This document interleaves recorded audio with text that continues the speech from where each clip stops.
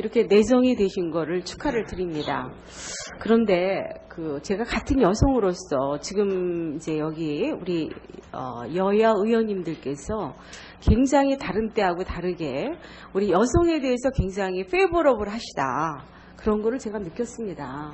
그러니까 아직 이 법조인 사회가 이 남성 중심의 사회이기 때문에 모처럼 이 여성이 이제 발탁이 되셔서 굉장히 지금 다른 때 할 때보다 아주 굉장히 부드럽게 나오셨습니다. 저는 좀 까다롭게 하겠습니다. 여러 가지로 제가 지금 실망한 부분이 있어서 좀 까다롭게 하겠습니다. 우선 오늘 제가 이제 인사 말씀 내용을 들었습니다. 인사 말씀 내용을 들은 가운데서 엄청 실망을 했습니다. 저는 정말 사실 우리가 여성 헌법 재판관이라고 그래서 이 남성 중심의 법조 문화에 대해서 발탁이 되셨기 때문에 제 나름대로 기대가 굉장히 컸습니다. 그런데 그 내용을 인사 말씀 한 내용을 보니까 정말 실망하기가 이를 데가 없었습니다. 그 내용은 여성 후배 법조인이나 선배 법조인에게 어떠한 희망과 메시지를 주는 인사 말씀이었느냐. 또 우리 후배들이나 모든 여성들에게 이렇게 헌법재판관이 사실 이렇게 소수인 여성이기 때문에 사실 발탁이 되신 배경입니다. 자, 그러면 이 많은 여성들에게 어떠한 메시지를 전하셨습니까? 도무지 이해가 되지 않습니다. 그 정도밖에 되지 않습니까? 우리 법조 경력이 그렇게 오랫동안 되신 분이 그 정도밖에 되지 않습니까? 또 우선 그렇게 나온다 그러면 오늘 아침에 신문을 보면 이 사법연수원생들이 집단행동 하지 않았습니까? 그렇다 그러면 이 후보자께서 어떠한 소신을 가지고 있는지 이런 것도 좀 한번 좀 밝히셔야 되는 거 아닙니까? 또 앞에서 의원님들께서 굉장히 걱정스럽게 생각하시는 부분 중에 하나가 과연 헌법과 관련해서 어떤 역할을 그동안 해오셨느냐, 어떤 일을 해오셨느냐, 답변을 들을 때마다 더욱이 실망하기 이를 데가 없었습니다. 이정미 이 후보자의 브랜드가 뭡니까? 무슨 브랜드로 여기까지 오신 거라고 생각하십니까? 네, 의원님의 그 지적을 제가 가슴 깊이 새기겠습니다. 제가 나름대로 헌법에 대한 연구는 적지만 아까 말씀드린 대로 재판 과정이 헌법 원리를 적용하는 것이고 그동안 직접은 아니지만 간접적으로 사법연수원 강의라든지 또 행정재판이라든지 이런 것을 통해서 헌법 원리와 또 국민의 기본권에 대해서 깊이 연구를 했다고 생각을 합니다.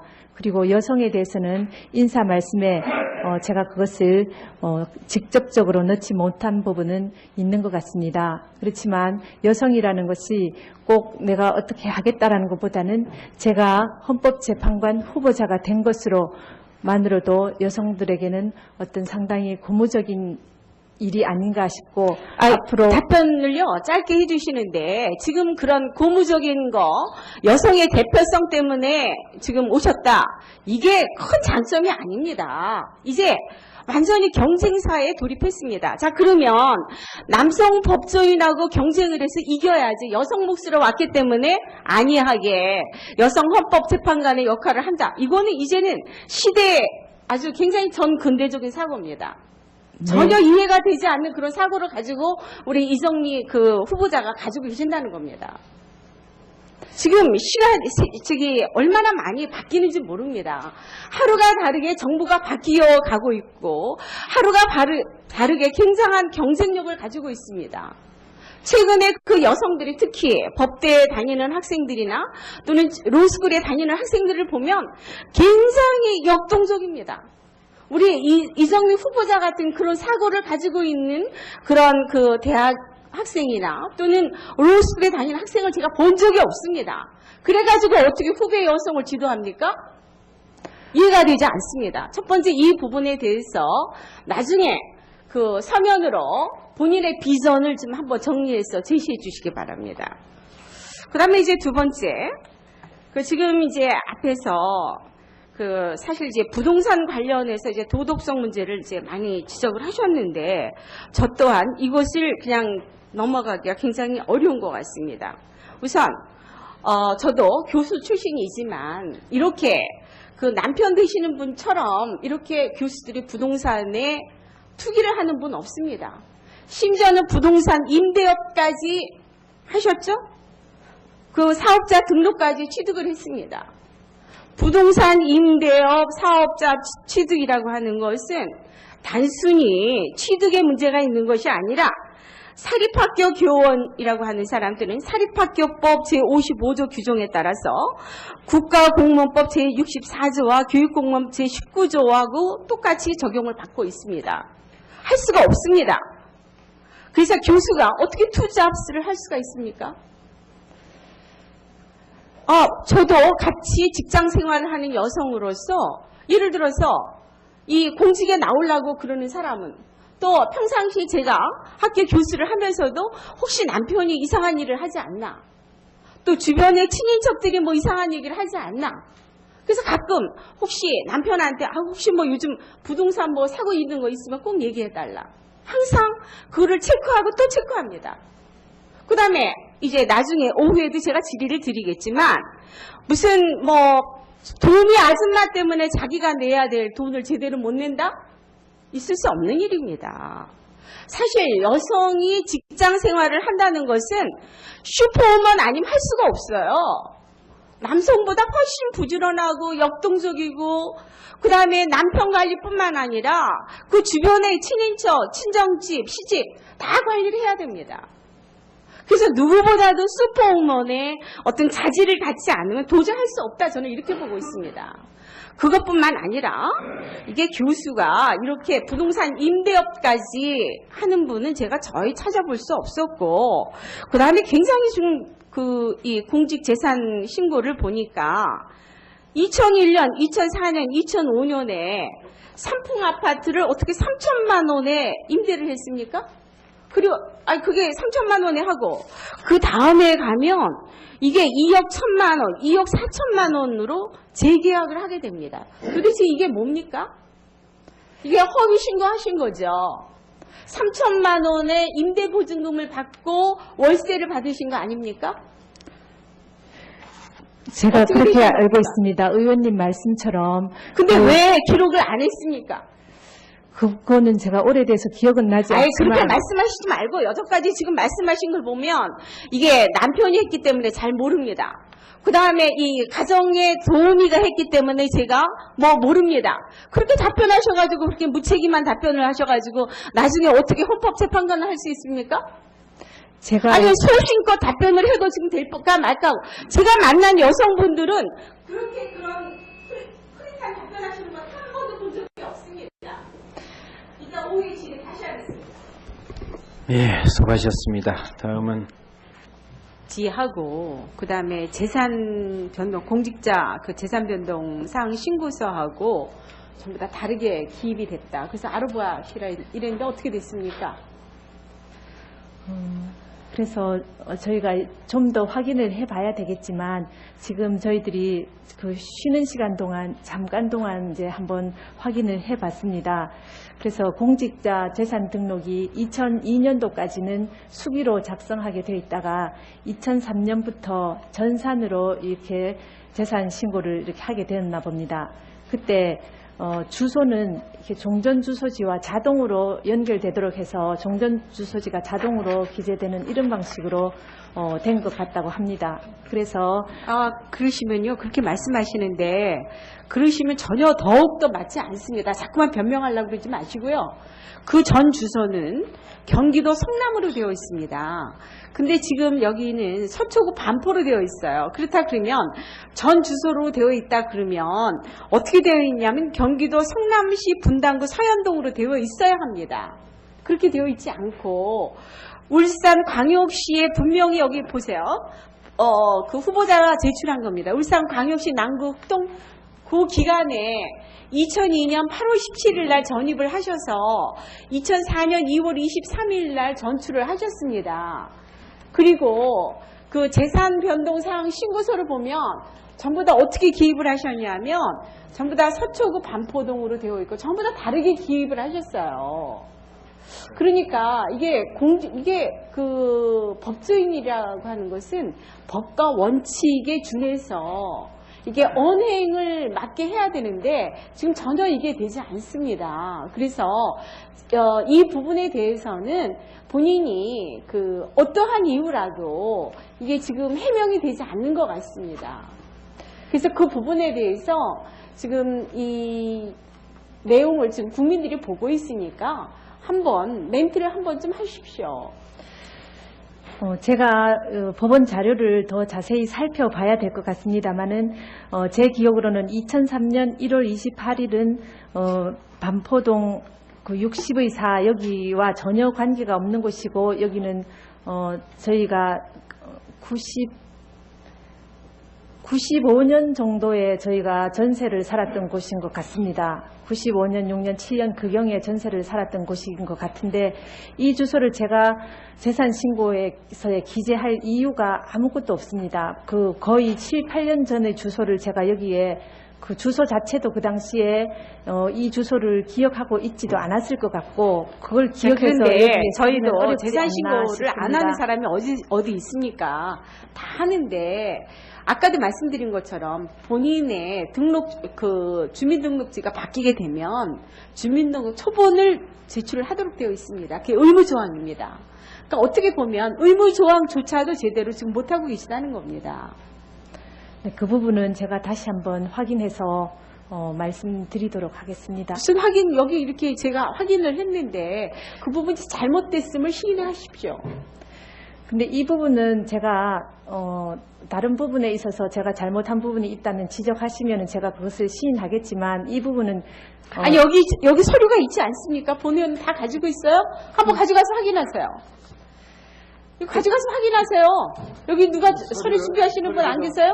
저 뒤에 보좌관 좀 갖다. 누가 없습니까? 아니 저 뒤에 있어. 가지고 가서 확인하세요. 이거 보시고서 답변하세요. 나중에 끝날 때 다시 답변하세요. 정책 질의 좀 하도록 하겠습니다. 우선 그 변형 결정에 대해서 좀 질문 드리도록 하겠습니다. 우선 그동안에 이 헌법재판소 내외에서 헌재의 변형 결정에 대한 문제점들이 계속해서 제기가 되었고 후보자가 생각하는 이 헌재의 변형 결정의 그 문제점이 무엇이라고 생각하는지 지금 나중에 답변해 주시고요.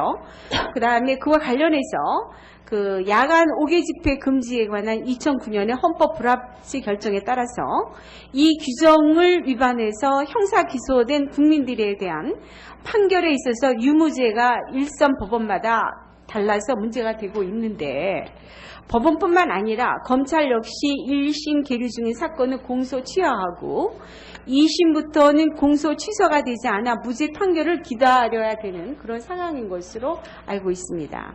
이에 따라서 국민의 법적인 상태가 불안정하고 그 다음에 형이 확정된 후에 재심 가능 여부에 대해서 견해가 대립하는 등 법률 적용의 형평성 문제가 제기가 되고 법 질서의 신뢰 문제가 발생하고 있어서 이에 대한 대책 마련이 굉장히 시급하다 이렇게 보고 있습니다.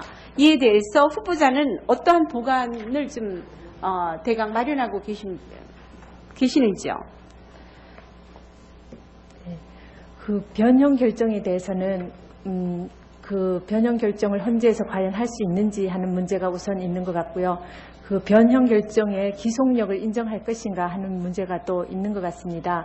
이 부분 때문에 헌법재판소와 대법원이 법 해석상의 차이로 혼란이 있다라는 그런 지적이 있는 것으로 알고 있습니다. 그래서 변형 결정의 기속력을 인정해서 법원에서 이 변형 결정의 기속력을 따라야 되는지 이 부분은 명문의 근거가 없어서 지금 더욱더 혼란되는 부분이 있지 않는가 생각됩니다. 그래서 이 부분은 아까 제가 말씀드린 것처럼 그 기속력을 인정할지 여부도 어느 것이 과연 국민들에게 필요한 것인지 이 부분을 검토해야 될 것이고 기본권 신장을 위해서 또 어느 방향으로 가야 될 것인지 해야 되고 또 법원과 헌법재판소의 권한에 대한 그 오해의 소지가 없게끔 명백한 권한 분배가 있어야 될 것이고 깔끔하게 그 부분이 먼저 정리가 되어야 될 것이고 또 변형 결정의 기속력을 인정한다면은 먼저 근거를 마련하는 것이 중요하지 않나 생각됩니다. 그래서 네, 그다음, 그 부분은 네, 알겠습니다. 그다음 두 번째는 그 헌법재판관의 그 이제 역할 문제, 그 다음에 재판관 구성의 다양화 때문에 사실은 우선 여성분으로서, 그 다음에 고대 출신으로서 이렇게 발탁이 되셨다 이렇게 보여지는데, 지금 현재 재판관을 출신으로 보면 9명 중에 8명이 판사 출신이거나 또는 판사 경력 변호사입니다. 너무 그 경력이 단일화됐다는 게 문제가 있습니다. 그래서 이 부분을 확대한다든지 이 부분을 다루는 생각을 하고 계시는 건 혹시 없으십니까? 헌법재판소의 구성이 더 다양화되어야 된다라는 의원님의 그 지적에는 저도 공감을 하고, 헌법재판소가 다양한 가치관, 이해관계의 대립을 조율하는 부분이기 때문에 지금보다 더욱 다양해져야 한다는 부분에 대해서는 공감을 합니다. 그래서 꼭 이 판사 검사만 갈 것인가 하는 부분에 대해서는 좀 더 저희가 생각을 해봐야 되고, 또 다른 분야에 계시는 분들이 법에 정해진 자격을 가지신 분이 더 가는 것도 하나의 바람직한 방향이라고 저는 생각합니다. 제19조하고 똑같이 적용을 받고 있습니다. 할 수가 없습니다. 그래서 교수가 어떻게 투잡스를 할 수가 있습니까? 저도 같이 직장 생활을 하는 여성으로서 예를 들어서 이 공직에 나오려고 그러는 사람은, 또 평상시 제가 학교 교수를 하면서도 혹시 남편이 이상한 일을 하지 않나, 또 주변의 친인척들이 뭐 이상한 얘기를 하지 않나, 그래서 가끔 혹시 남편한테 혹시 뭐 요즘 부동산 뭐 사고 있는 거 있으면 꼭 얘기해달라, 항상 그거를 체크하고 또 체크합니다. 그 다음에 이제 나중에 오후에도 제가 질의를 드리겠지만, 무슨 뭐 도우미 아줌마 때문에 자기가 내야 될 돈을 제대로 못 낸다? 있을 수 없는 일입니다. 사실 여성이 직장 생활을 한다는 것은 슈퍼우먼 아니면 할 수가 없어요. 남성보다 훨씬 부지런하고 역동적이고, 그 다음에 남편 관리뿐만 아니라 그 주변의 친인척, 친정집, 시집 다 관리를 해야 됩니다. 그래서 누구보다도 슈퍼우먼의 어떤 자질을 갖지 않으면 도저히 할 수 없다, 저는 이렇게 보고 있습니다.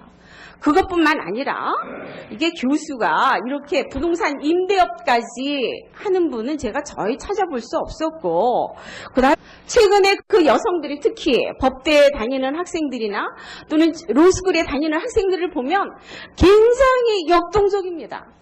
우리 이정미 후보자 같은 그런 사고를 가지고 있는 그런 그 대학 학생이나 또는 로스쿨에 다니는 학생을 제가 본 적이 없습니다. 그래가지고 어떻게 후배 여성을 지도합니까? 이해가 되지 않습니다. 첫 번째 이 부분에 대해서 나중에 그 서면으로 본인의 비전을 좀 한번 정리해서 제시해 주시기 바랍니다. 그 다음에 이제 두 번째, 지금 이제 앞에서 사실 이제 부동산 관련해서 이제 도덕성 문제를 이제 많이 지적을 하셨는데, 저 또한 이것을 그냥 넘어가기가 굉장히 어려운 것 같습니다. 우선, 저도 교수 출신이지만, 이렇게 그 남편 되시는 분처럼 이렇게 교수들이 부동산에 투기를 하는 분 없습니다. 심지어는 부동산 임대업까지 하셨죠? 그 사업자 등록까지 취득을 했습니다. 부동산 임대업 사업자 취득이라고 하는 것은 단순히 취득의 문제가 있는 것이 아니라, 사립학교 교원이라고 하는 사람들은 사립학교법 제55조 규정에 따라서 국가공무원법 제64조와 교육공무원 직접은 아니지만 간접적으로 사법연수원 강의라든지 또 행정재판이라든지 이런 것을 통해서 헌법 원리와 또 국민의 기본권에 대해서 깊이 연구를 했다고 생각을 합니다. 그리고 여성에 대해서는 인사 말씀에 제가 그것을 직접적으로 넣지 못한 부분은 있는 것 같습니다. 그렇지만 여성이라는 것이 꼭 내가 어떻게 하겠다라는 것보다는 제가 헌법재판관 후보자가 된 것으로만으로도 여성들에게는 어떤 상당히 고무적인 일이 아닌가 싶고, 앞으로 답변을요 짧게 해주시는데, 지금 그런 고무적인 거, 여성의 대표성 때문에 지금 오셨다, 이게 큰 장점이 아닙니다. 이제 완전히 경쟁사에 돌입했습니다. 자, 그러면 남성 법조인하고 경쟁을 해서 이겨야지 여성 몫으로 왔기 때문에 안이하게 여성 헌법재판관의 역할을 한다. 이거는 이제는 시대에 아주 굉장히 전근대적인 사고입니다. 전혀 이해가 되지 않는 그런 사고를 가지고 우리 이정미 후보자가 가지고 계신다는 겁니다. 지금 얼마나 많이 바뀌는지 모릅니다. 하루가 다르게 정부가 바뀌어 가고 있고, 하루가 다르게 굉장한 경쟁력을 가지고 있습니다. 후배들이나 모든 여성들에게 이렇게 헌법재판관이 사실 이렇게 소수인 여성이기 때문에 사실 발탁이 되신 배경입니다. 자, 그러면 이 많은 여성들에게 어떠한 메시지를 전하셨습니까? 도무지 이해가 되지 않습니다. 그 정도밖에 되지 않습니까? 우리 법조 경력이 그렇게 오랫동안 되신 분이 그 정도밖에 되지 않습니까? 또 우선 그렇게 나온다 그러면 오늘 아침에 신문을 보면 이 사법연수원생들이 집단행동 하지 않았습니까? 그렇다 그러면 이 후보자께서 어떠한 소신을 가지고 있는지 이런 것도 좀 한번 좀 밝히셔야 되는 거 아닙니까? 또 앞에서 의원님들께서 굉장히 걱정스럽게 생각하시는 부분 중에 하나가 과연 헌법과 관련해서 어떤 역할을 그동안 해오셨느냐, 어떤 일을 해오셨느냐, 답변을 들을 때마다 더욱이 실망하기 이를 데가 없었습니다. 이정미 이 후보자의 브랜드가 뭡니까? 무슨 브랜드로 여기까지 오신 거라고 생각하십니까? 네, 의원님의 그 지적을 제가 가슴 깊이 새기겠습니다. 제가 나름대로 헌법에 대한 연구는 적지만 아까 말씀드린 대로 재판 과정이 헌법 원리를 적용하는 것이고 그동안 이렇게 내정이 되신 거를 축하를 드립니다. 그런데 제가 같은 여성으로서 지금 이제 여기 우리 여야 의원님들께서 굉장히 다른 때하고 다르게 우리 여성에 대해서 굉장히 페이버러블 하시다. 그런 거를 제가 느꼈습니다. 그러니까 아직 이 법조인 사회가 이 남성 중심의 사회이기 때문에 모처럼 이 여성이 이제 발탁이 되셔서 굉장히 지금 다른 때 할 때보다 아주 굉장히 부드럽게 나오셨습니다. 저는 좀 까다롭게 하겠습니다. 여러 가지로 제가 좀 실망한 부분이 있어서 좀 까다롭게 하겠습니다. 우선 오늘 제가 이제 인사 말씀 내용을 들었습니다. 인사 말씀 내용을 들은 가운데서 엄청 실망을 했습니다. 저는 정말 사실 우리가 여성 헌법 재판관이라고 그래서 이 남성 중심의 법조 문화에 대해서 발탁이 되셨기 때문에 제 나름대로 기대가 굉장히 컸습니다. 그런데 그 내용을 인사 말씀한 내용을 보니까 정말 실망하기가 이를 데가 없었습니다. 그 내용은 여성 후배 법조인이나 선배 법조인에게 어떠한 희망과 메시지를 주는 인사 말씀이었느냐. 또 우리